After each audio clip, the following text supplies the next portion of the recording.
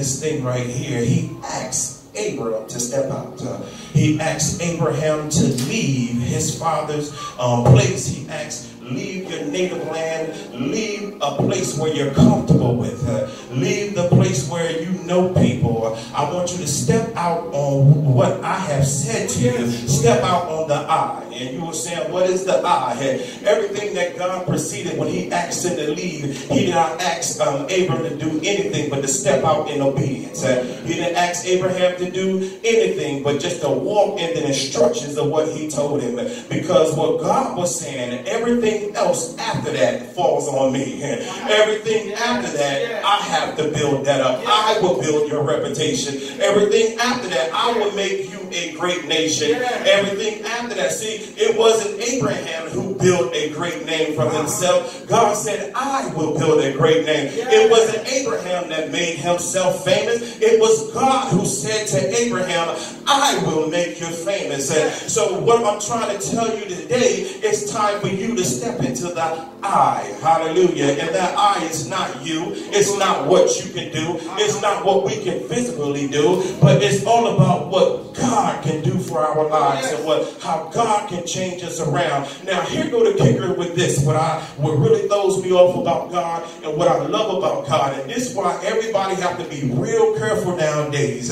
Because the non-preachers, the ones that teach, if you don't believe in a real preacher, if you don't believe in a real man of God, and you say to yourself that I can receive the word of God at my house, guess who become the preacher? You make yourself a preacher. Guess who is preaching? You are preaching. And guess what happened when you sit home? You begin to preach to other people. And guess what? They will follow. They will sit home with you because, preacher, you are now the preacher, but you're not preaching what God said. You're not in tune with God. You're not in a relationship with God. And I feel sorry for the people that are following these principles that other people that are teaching. You have to be real careful, because just because you don't have the title don't mean you're not doing the same thing. I'm here to tell you there's a whole bunch of false preachers that are saying a lot of things only because they're not connected to God.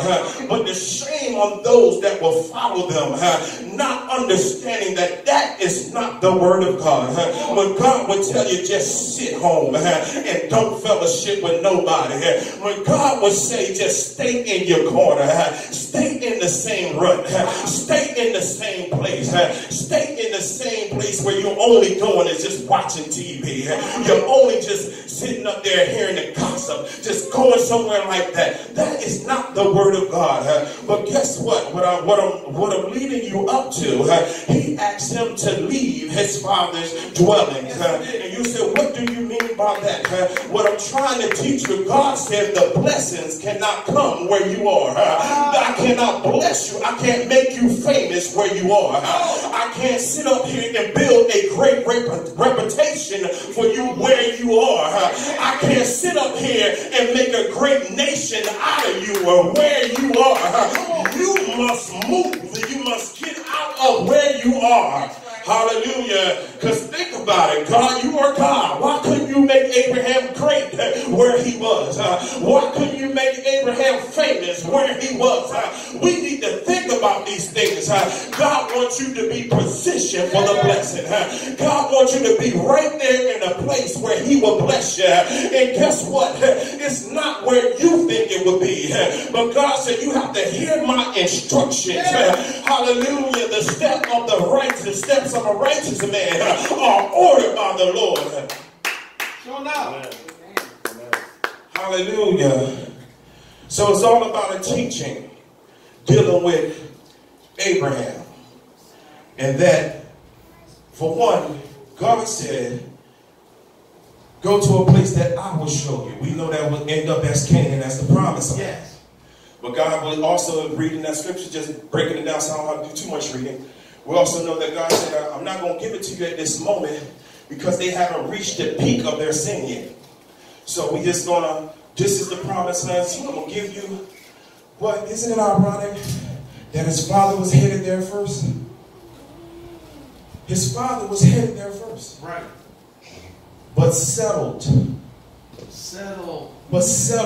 at a place that wasn't where God would have him to be and settle. And so many of you are settling at a place where God would not have you to be. Some of you supposed to be preachers, but you settling for the street. Some of you women supposed to be in the pulpit, but you settling for just being comfortable in your zone or wherever you are.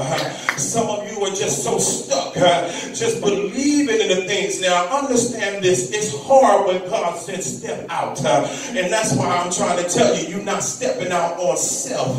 You're stepping into the I. And that I is what God controls. That I is the power of God.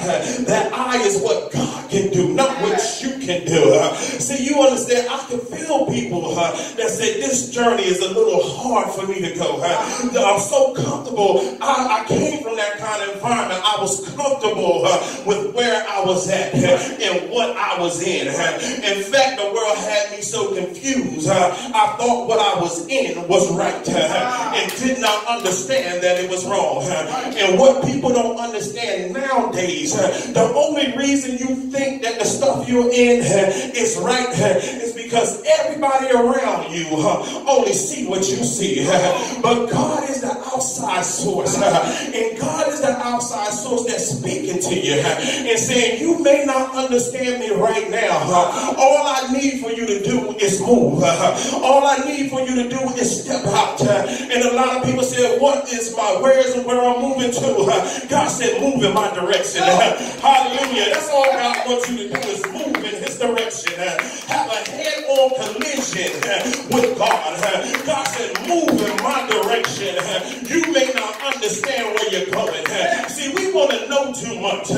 But how can you know everything when you're dealing with God? In that case, you don't need him. And he won't be God. But I don't know about you. But since I done tapped into the right source, I don't mind following his instructions. Since I done tapped into the right source, I don't mind making my steps follow after what the Lord has said. Since I have tapped into the right source, I don't mind giving God my praise. Since I have stepped in the right source, I don't mind lifting up God. Since I have stepped into the right source, I don't mind giving him glory. I will let the world know that I serve such a mighty God. Because guess what? The person you see today is what God made out of me. The person what you see today is only because of God. Hallelujah. Hallelujah. Hallelujah. Step into the direction of God. Hallelujah. Stop getting offended when someone tells you to listen to what God is saying. Stop getting offended when God is only trying to challenge you to do better. Stop getting offended when every time someone comes to you, you act like, see, right now we're living in an age where people are lazy. They don't want to say that they're lazy. We are lazy. So why are you saying that we're lazy? See, laziness will allow you to just sit home and do nothing. Laziness, see, when I grew up, the older women, especially around my grandma, you had to be up at a certain time. You couldn't sleep all day. They said, wake up, you can't be lazy. And they would tap you and they would make you get up and do something. You couldn't sit around the house all day. They would look at you and say, get outside. You're going to go run around the house. You're going to do something. Stop being lazy. I used to hear that a lot when I was a young man and didn't fully understand it. Like, I don't have nothing to do. I just want to watch. You're not going to watch TV all day. They would turn the TV off and say, you want to do something. Stop being lazy.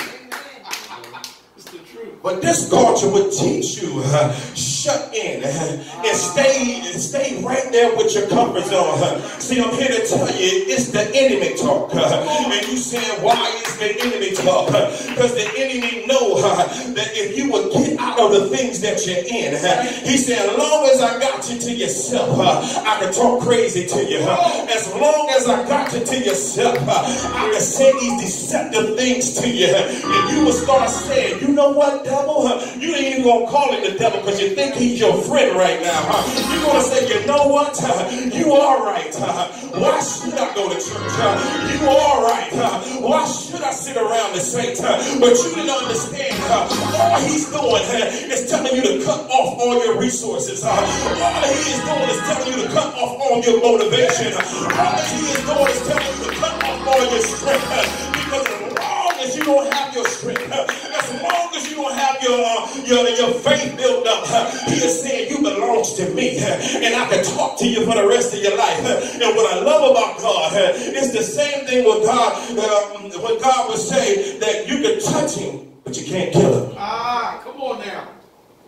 Many of you are alive today because God already has given instruction to the enemy that you can't kill him.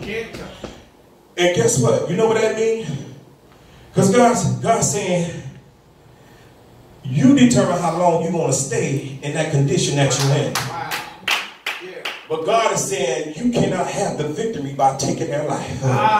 So he said you can't have that power. Oh yeah, you can touch, you can challenge them. See, because I'm seeing some folks are being challenged, but some folks are losing the challenge to what the enemy is doing. And the enemy is making you look at funny that people that do care about you, that they are your enemies. They will make you look at some people funny that on your side as if they're against you. It's all a trap. And this all starts with Abraham because he told Abraham to leave. And when you tie those two stories together, and when you understand from his father until the son, his dad settled at a place. Originally, he wasn't going. He was headed to Canaan. But he settled there and died in a place where he settled versus a place where he originally was going. So here goes another challenge to the son, and this is why everybody have to be careful about these generational curses and all these wonderful champions. I'm here to tell you, if you don't defeat the giant now, he's coming for your next generation. If you don't defeat this giant now, he's coming for your son and your daughter. If you don't defeat this giant now, guess what? He's trying to play with your kids.